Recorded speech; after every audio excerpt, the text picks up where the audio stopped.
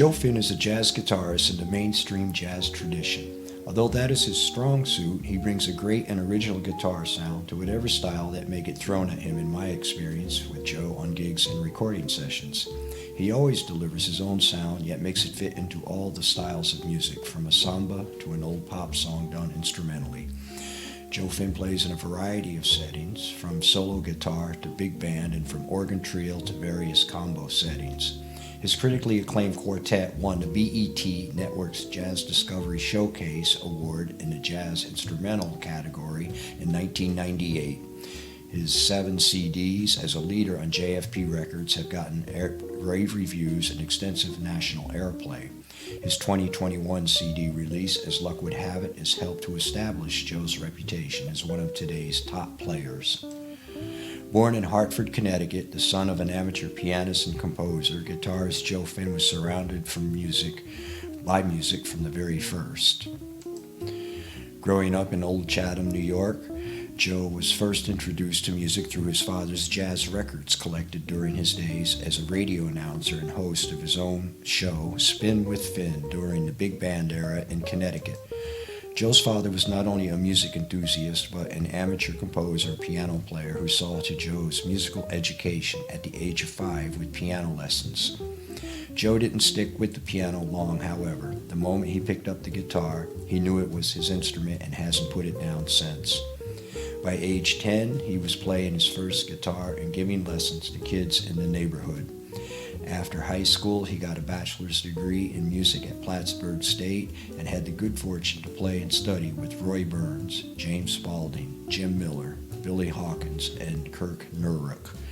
After college, he spent 10 years traveling the United States and Canada, playing the guitar in a wide variety of situations. Joe has now settled in upstate New York, where he concentrates on local performances and teaching. He has been featured in various festival and concert settings for several years since the release of his initial CD as a leader in 1991. The album, entitled Straight Ahead, received critical acclaim as well as extensive national airplay. His quartet's subsequent appearance on the BET Network's Jazz Discovery Showcase won their 1998 award in the Jazz Instrumental category.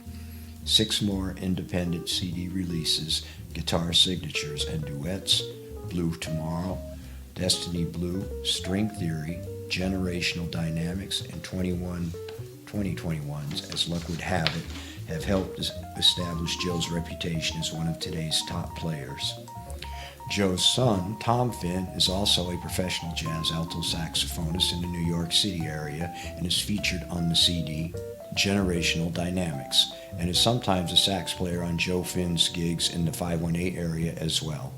Chances are you can catch Joe Finn live in the 518 area almost every night of the year, either every week of the year, that is, either as a solo guitarist or in an ensemble setting. It would be worth your time to check out this local longtime jazz guitarist bringing to life the American songbook, a true musical gem for the 518 area.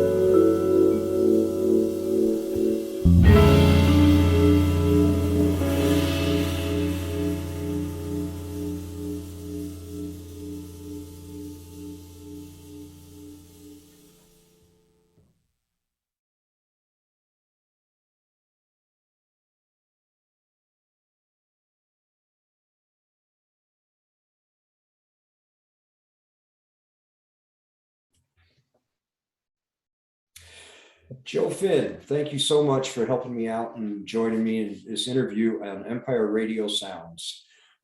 Thanks for sharing your time and music with us. I'd like to start with I've had the pleasure of doing many gigs and recording sessions with you over the years, and can truly say one will get the highest jazz guitar standard consistently anytime they get to share a stage with Joe Finn. All right. Could you tell us a bit about how you started out as a guitarist and how you found the stylistic direction you have chosen to follow? Well, first of all, thank you for the compliment. It's great to be with you. Thanks for including me in your series of interviews. How did I Absolutely. get started? Well, as a child, I had piano lessons from my father, who was Okay. sort of an amateur pianist, Mm-hmm. and he also worked as a radio announcer as a All young right. man, and he had a music show in Connecticut. He would play records from the swing era. That was the music of his youth, and so I heard that music in the house all the time. And I heard Nice. him playing the piano all the time.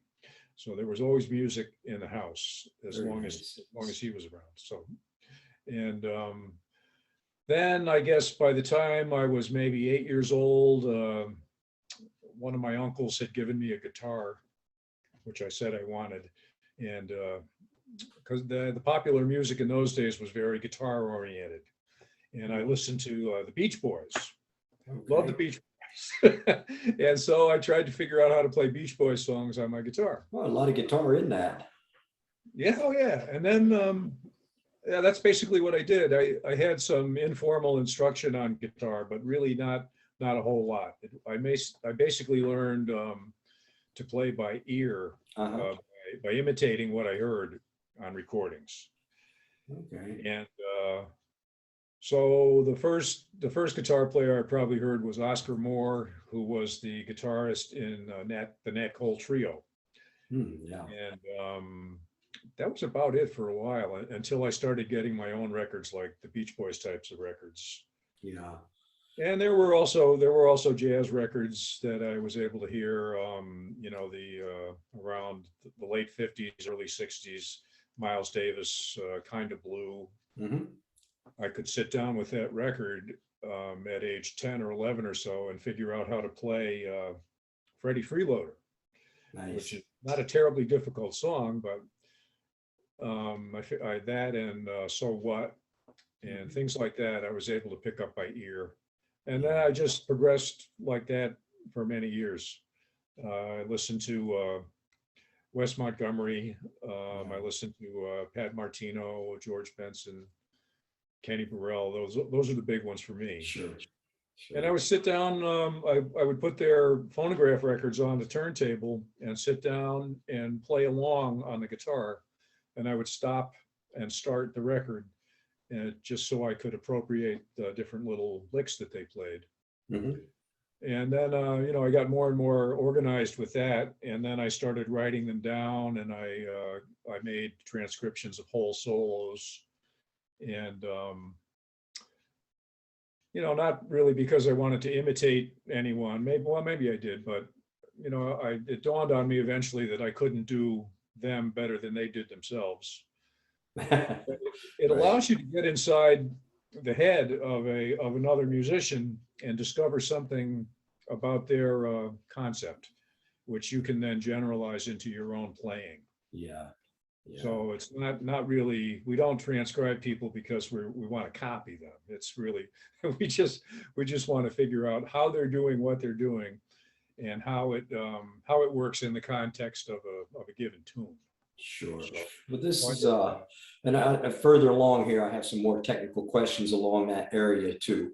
But that gets me started here. So my second question, you recently wrote an article in Jazz Guitar Today about the role of a guitarist in an ensemble setting. You wrote at the end of the article, nothing is more important than your ensemble skills and the time you spend rehearsing and performing in various bands. These are really the golden, memorable moments in the life of a musician. This is what we live for. As a musician who has been playing a few years myself, this really struck me, in particular, the "this is what we live for" part. If possible, could you expound a bit about those moments? Now, I assumed you were referring to the elation a band gets when it's all locked in, but maybe I don't know what you exactly meant. Yeah, that's really it. When we're at our best and we're in a band that is really playing together really, really well, Hmm. and everybody knows that it's something special. Yeah, That's really great. I think those are the moments that we live for as musicians. It yeah, doesn't happen every night. right, right. It might not happen for the next 3 weeks, but when it does happen, it says, "Wow, that was great." And I think that that's what we all strive for. And when we do have that experience, it's just amazing. I And completely agree. Yeah, oh, sure. I, it's and I, a, think that's why we got into it as kids. We'd pick up yeah, and you'd play a note and you'd say, "Wow, that is yeah, amazing." And then yeah. it keeps you coming back. Yeah, yeah, that's the other part to that too. I completely agree, and I've always felt it's something we get to experience that a lot of people don't, right? Most people don't. So it's a wonderful. I think it's a lot like I liken it to other performance-based activities. Maybe if you're a golfer or something, and you hit a beautiful drive right Yeah, down the middle of the fairway, and it lands right on the green, and you just say to yourself, "God, that's great. yeah, Why can't yeah. you do that every time?" But that's sort of it reinforces the experience and it makes you want to try it again. Yeah, You did it once, why can't you do it again? And yes, it's the same thing when you play a solo in a jazz band. It's your turn to take a solo, and you just nail it, and it's beautiful, and it has a nice flow to it, and yeah. that's a great feeling. It's a wonderful thing. And well, and I have found that this, in different styles of music, they'll say it's in the pocket or this or that or the other thing, a funk band, a rock, it doesn't matter. What I have discovered, that same thing happens in other styles of music, Yes. where it just, especially referring to the ensemble part, when everybody's just seems to be right on or, on team at the same time. Yeah. So, you are one of a handful of musicians I know who actually can say being a musician is their full-time job, let alone a jazz musician. Good God. Could you tell us a bit about how that came about and what you consider it takes to be a full-time musician? Well, I think by the time I was in college, I was a music major in college. I got a bachelor's degree, and then we had some guest artists come in to play with us, including Chuck Mangione and Mhm. David Amram and Paul Winter and a few others. And these guys were doing what I was aspiring to do with my life, and those were very important experiences. Mhm. And some of the sidemen in their bands were um, were in their 20s, like I was. So it began to dawn on me that if they can do it, there's no reason I can't do it. So immediately after I got out of college in 1975, and in those days, all the hotels and bars and clubs had music every night. Yeah. So I began working as a full-time musician in 1975, Mhm. probably during the month of June when I graduated. I The day after I graduated, I was in Pittsburgh, Pennsylvania, Mhm. playing in a hotel 6 nights a week. Oh my So God. I did that, and I traveled all over the country as a musician for about 10 years. Wow. And then by that time, I had met my wife, Nancy, and we got Mhm. married. And I just decided I didn't want to be away from home all the time. Yeah. Yeah. So I don't, a lot of people don't want to be married to somebody who's on the road like 8 weeks at a stretch. So Yeah. then they come home for 3 days and then they're gone for another 8 weeks. Yeah. So yeah, I'd seen enough of that with other people that I knew, other musicians who had, married and divorced, married and divorced, married and Yeah. divorced. Yeah, I didn't really want to go that route. So then she and I continued working where she's from Wisconsin, so I continued Uh-huh. working out there for about a year and a half, and then I came back here to upstate New York, and I got busy establishing my private teaching, Uh-huh. private teaching practice. And I also got busy playing local gigs. Cool. Yeah, I just was focusing on local jobs, local gigs, playing with the local players. And that's basically what I've been doing since about 1990. Well, you have pulled it off. You have managed to do it. You know, nobody could tell you to your face you didn't. um, okay, well, could you explain a bit about the different approaches you take as a guitarist between playing a solo guitar gig and then playing in an ensemble? Yeah. Well, the guitar can be played a couple different ways. Really, I see three different ways of playing the guitar. When I play a solo gig, I play with my right hand, the fingers of my right hand and the thumb. And this is basically a classical guitar technique. And that's how, I listen to Joe Pass a lot. He Uh-huh. began a guitarist. He began his career playing with a guitar pick. And then over the years, he gravitated towards a fingerstyle classical technique. Yeah. So now when I play a solo guitar, I play almost every song is fingers. And then maybe two songs that I learned, 50 years ago, I still play with a guitar pick because they sound right. Now, in an ensemble, I'll do some finger style when I'm playing accompaniment. But when it's my turn to play the melody or a solo, I will either use my thumb, and that's the way Wes Montgomery played the guitar. Yeah. All downstrokes with the thumb, bing, bing, bing, bing.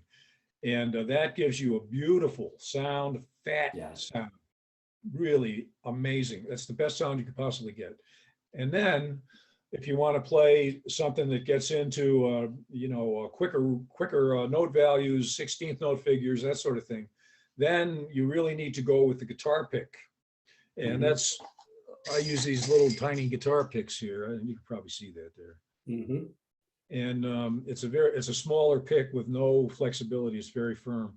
And what you do with a guitar pick is you go up and down, back, downstroke, upstroke, downstroke, right. Up. You get going real fast tremolo type of thing. So if you want to play, that's okay. This is real life. So if you want to articulate some figures that contain 16th notes or other types of tuplet figures, then you're going to want to go probably with a guitar pick. Okay. So those are the three ways that I play. In an ensemble setting, if I'm playing in the rhythm section, if I'm playing behind a horn player or a singer, I'll play fingerstyle. And then if they want me to take a chorus, I'll either use my thumb or I'll use a guitar pick. And then you got to make that jump to get the guitar pick. Oh yeah, that's the big thing I've discovered. The little trick that I'm using now is I just roll up a little piece of a masking tape. I put it on the top of the guitar. Sure. And then I stick the guitar pick to the masking tape. There you go. And then I can grab it like almost immediately. It's right there without missing a beat. Yeah, cool. Very cool. Now you've contributed to a few different guitar publications. Could you tell us how that came about? And will there be a Joe Finn guitar method book coming out one day? I think about 20 years ago, all the musicians began creating websites. I had some guitar playing friends, Jimmy Bruno and Rick Stone, that had websites before I had a website. And I said, well, I got to get a website. So both of those guys are very, very helpful to me in helping me get established on the web. And then once I had a website, I thought, well, gee whiz, I need to have some content.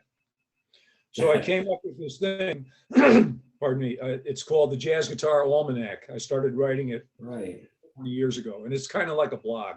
It's it's a collection of the birthdays of jazz guitar players, and it's a collection of little paragraphs that I write about my experiences playing the guitar and teaching the guitar and that sort of thing. And then I also, I was asked to write record reviews Mhm. and software reviews for music software products by different websites. I enjoy writing anyway, so I did that. And nowadays, I'm continuing with the Jazz Guitar Almanac and Jazz Guitar Today, and the other one is called Jazz Guitar Life. I'm a regular contributor to those two. Oh, wonderful. Sites. That's great. The new series that you mentioned earlier has to do with a lot of the private students that I've had that Mhm. they seem to develop up to a certain plateau, and then they get stuck practicing scales. Yeah. And then they kind of get into a rut with that, Yeah. as if practicing scales was the most important thing in the world, which it is not. And one of the things that is much more important is your constellation of ensemble skill. Yeah. If Yeah. you sit and practice scales all the time, that means you're not going out and playing in a band. So what I encourage people to do is get the heck out there in the community and Mhm. join a band or start a band or just do something, but play with other players. And then the other installment in that series of articles had to do with ear training, because I also believe that ear training, especially in jazz, is more important than practicing scales. Jazz is a through the ear style, more so than classical music, which I call an off the page style. Yeah. Yeah. A lot of the classical guys I know are fantastic readers, but their ears aren't that great. Well, and this kind of brings me back, Joe, to an earlier part of this interview. Now, ear training, you're right, jazz, it's crucial. And yet I got to tell you, I am the first guy. I hate transcribing. I hate it. And I rarely do it, but I do listen quite intently. And you can't help it, but the good players wear off on you. If I hear something, a particular phrase I really like, or I really, I'll take that one phrase off. But I submit that ear training involves also listening intently to grasp, because it's like you said, you get it, you understand it, but you still got to be yourself somehow out of all this. Well, the nice thing about your ear and your listening skills is that they continue to develop year by year by year as long as you live. I know I'm hearing things now that I wasn't hearing last year. Interesting. And, I just think it's a continual developmental process, lifelong. So that's really the good thing. I think, with reading, I think you're going to reach a certain stage and you're going to plateau. Yeah. Which I've done. Not that I'm a great reader, I'm certainly not. But I've gotten to a certain level. It's been very helpful. But that's maybe because I don't really concentrate on it as much as a lot of other people have. But Yeah. I still rely on my ears for songwriting and for jazz improvisation, playing in a band, all of that stuff. Yeah, and I would submit along this same conversation, if you're in real life and you're out on the bandstand, at least for a sax player, a lot of the time you're thrown into situations you don't know nothing. It's okay, solo. So somehow you better figure out how you're going to do that, and I have my own little strategies because it can be a song you haven't heard in a million years or never heard, Yeah. but this thing of having good ears, and kind of knowing, combined with the harmonic knowledge and the bass notes, really can squeeze you through a lot of tough situations. Yeah, you got to deal with it, in music. That's the whole thing, whatever problem you're facing, you find a way to make it work. Yeah, in real time. Yeah, and everybody has to go through that. Yeah. At some point in your development, you're going to be thrown into the fire. Yep. And you're going to have to come up with something. Yep. I remember visiting jam sessions when I was 14 and 15. I only knew how to play Green Dolphin Street Mhm. and Autumn Leaves and Blues. That was it. After that, I was sunk. Yeah, well, it was a start. Yeah, it's kind of a rite of passage. I think we all remember having done that. I had a horrible, well, a very humbling situation in Brooklyn one night with Green Dolphin Street. You know, I thought I knew it, but then they started doing it in other keys. There you go. And boy, I got in the deep end of the pool real quick and got out of that jam session real quick too. So well, anyhow, let me move forward here. I know your son has become a professional level saxophonist. Was there any guidance or advice you gave Tom along the way about A, playing jazz, and B, what it takes to be a full-time musician? Yeah, of course. He's Tom, my son, Tom Finn, is 34 years old now. And he is a music instructor at a private school in Manhattan where he lives. Mm-hmm. And before he was 10 years old, his mom had her alto saxophone in the closet from high school. And we pulled it out and it still worked. It didn't leak too bad. It was still playable. And he took to it like a duck to water. And she had the fingering chart and the beginner's book, and took him through the beginner's book. And then we just started playing melodies out of different jazz fake books. Nice. And so before he was 10, we were going through, I have a whole pile of, the real book and all those types of books. We went through all those books, and I got really good at transposing the guitar part because we would play off the same page. And we did that literally 7 days a week for about 10 years. Wow. And then when he was 18, he went away to college. Mm-hmm. And along the way, probably by the time he was 14 or so, I was including him on different local gigs that I would play. I'd have him up to play a song. And then by the time he was 15, he knew enough material so he could play the whole gig. Nice, nice. So he had a little taste of that sort of thing when he was still in his teens. And he was a great player. He was New York State all-state alto saxophone. Nice. And he also got a scholarship to the New School, where he got his bachelor's degree. And he studied with all the top saxophone players in New York. Mm-hmm. Literally everybody you could name, he's played with or studied with. And then he got a master's degree in jazz performance from NYU. Okay. And then he stayed in the city and started teaching at a charter school. He was there for a few years, and now he just got a new job at another school.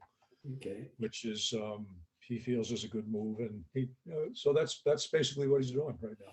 And is he gigging around town as well, or?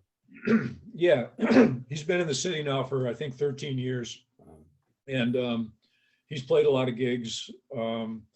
He just got the new job in September, so he's still learning the ropes with the new organization, and he's not playing as much as he did. But I'm sure he'll get back to gigging. He's also been an instructor at the Litchfield Jazz camp. Okay. Nice. He attended the jazz camp as a child, probably when he was 9 years old, and then he loved it. It's a summer camp, and then he loved it, and then there was a position available for him to become an assistant instructor. I don't know, I guess probably when he was still in college, and now he's a full-time faculty member on that. Very jazz nice. roster. Good. So, let me move on to a different subject now. In your opinion, now this whole blog here, this video log, for me has been about to give exposure to musicians of all different stripes in our area, the 518 area. So, in your opinion, has the 518 area changed as far as playing jazz over the years, if it has changed? In other words, are there more opportunities or less to play jazz and get paid for it? And are there more or less venues to play? I would say there are more venues. Excuse me. a few years back, New York State changed the laws about breweries. Mhm. Now these little breweries have popped up little everywhere. Every Yeah. town has one. And the same thing with vineyards. Yep. So now we have breweries and vineyards everywhere, and they all want music. Really? So I've been playing all kinds of breweries and vineyards around the area now. Well, now that the economy has begun to open up again, especially. Yeah. And now I'm playing like 4 nights a week. Okay. That's good And news. there are more opportunities now, and it's not just for jazz because they'll hire all kinds of music, Uh-huh. singer, guitar players, little R&B bands, you name it. Sure. Everybody's out there working. So that's good. And because the economy is opening up, the audience, people really want to get out. Yeah. They sat home for like almost 2 years. I experiencing the same thing in a different. Want to get out and have some fun, have some Yeah. dinner, hear a band, and Yeah. it's great. So it's perfect. And spring is here, the weather is improving, and so I'm looking at a busy summer of Good. gigging. Well, that's good. I like an optimistic story, and that's one. Sure. When it comes to jazz guitar or any other instrument for that matter, who are some of your favorite players that are out there today in today's jazz world? Well, I mentioned Jimmy Bruno earlier. He's a great guitar player. Mhm. He's been around a while now. I think he must be about 70 years old. Mhm. Peter Bernstein, I listen to him a lot. Dave Stryker, Paul Bolenbeck. Those are some of my favorites.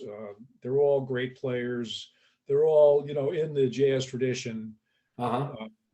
And that's, the music that's near and dear to my heart. So that's Mhm. basically what I like to listen to. Nice. They're all active and, concerts, recordings, they're all Mhm. very active in their careers. Good. When that keeps the tradition moving forward, out of these people like Joe Pass and Wes Montgomery and Yeah. yourself, and I mean, it's a definite it's a definite style of guitar that I think it's iconic. It's always going to be here. It's real easy on the heart and soul too when you're when life can get tough. There's something about the tonality of that style of jazz guitar evens us out. Yeah, and it's where I belong. When I'm playing a gig and I'm on the bandstand, I just have this sense of belonging. It's where I was meant to be and what I was meant to do. And that's what I've done with my life. And I wouldn't change a thing if I had to do it over again. And I think it's just worked out great. Well, you're doing some good things. Like I said, you're bringing some healing to a world that needs it. Yeah, that's basically it. We try to touch the hearts of the audience with music, and that just to bring about more happiness. I agree. That's basically what we're all about. Not a bad mission to have. Because you developed your style over a lifetime, what sort of musical things do you work on to maintain a high level of playing? Well, that's basically dictated by my schedule of gigs. Oh, okay. And last week, I had the pleasure of playing with Steve Lambert Mhm. with a sextet. Yeah. He sent me a bunch of music a week ahead of time, Okay. some of which I was completely unfamiliar with, and some of which was original music by him. So that's, in order to get my level of performance up on that material, I had to practice a lot for that specific performance. And that basically goes week by week, with when you do a lot of freelancing. I play in a dozen different bands, Mhm. and everybody wants to play some new tunes. So that always gives me something to work on. Yeah, that's for sure. And that's basically, so what I do to stay on top of my game is just to practice the material that I'm responsible for that week. Okay. And that's something I've been doing for years and years and years. And I'd like to have more time to do some other things too. I like to write music, but Mhm. that does require time. And there's so many hours in the day. Yeah. Yeah. So the guitar playing has, that has to come first. Yeah. And then when I have time, there's some writing projects I want to get back to and continue to work on. Well, that actually brings me to my last question here. And first of all, I want to thank you for doing this and sharing your time and music with us on Empire Radio Sounds, as it were. But could you tell us any upcoming things you got coming, whether it be writing projects, gigs, plans for the future for Joe Finn? Yeah, well, as a matter of fact, pardon me, God, this Sunday, I'll be playing a Jazz Appreciation Month concert with my quintet Okay. in Albany at the Jewish Community Center. It's a free concert. It starts at 2 p.m. I hope people will come out and give it a listen. The band includes Mike Lawrence on bass, Oh, wonderful. Pete Sweeney on drums, Michael Benedict vibes, and Wayne Hawkins on piano, and me, Joe Finn, on guitar. And we'll be Great playing players. the original music from our recent CD entitled As Luck Would Have It. Uh-huh. And, and I'll be there giving CDs away and all that sort of thing. Oh, And wonderful. then, I'm working on a new CD, which is in the writing stages right now. Uh-huh. It's going to be all original music. It'll Nice. be an organ trio. I work with a local organist who I love. His name is John Leroy. Oh, yeah. We all know Worked with him John. for many years. We did an album together in 2019. Yep. So the next album will be another one with him, and because we play together all the time anyway. Wonderful. Yeah. But it'll be original music, Nice. because Nice. the reviewers and the radio stations and everybody, that's what they want to hear these days. They don't want to hear you play Stella by Starlight. Yeah. They want Well, to hear something original. So that's what I'm going to try to give them. that's exciting. No, that's great. Sure. That's wonderful. Well, thank you for sharing your time, and look forward to hearing all the things you're going to do in the future. And hopefully I get a chance to gig with you one of these days coming up soon. I sure hope so. And thank you. Thank you. Thanks for having me on your series of interviews. Very enjoyable. It's always great talking to you. All right. Thank you, brother. All right. We'll see you soon. Okay. Bye-bye. Bye.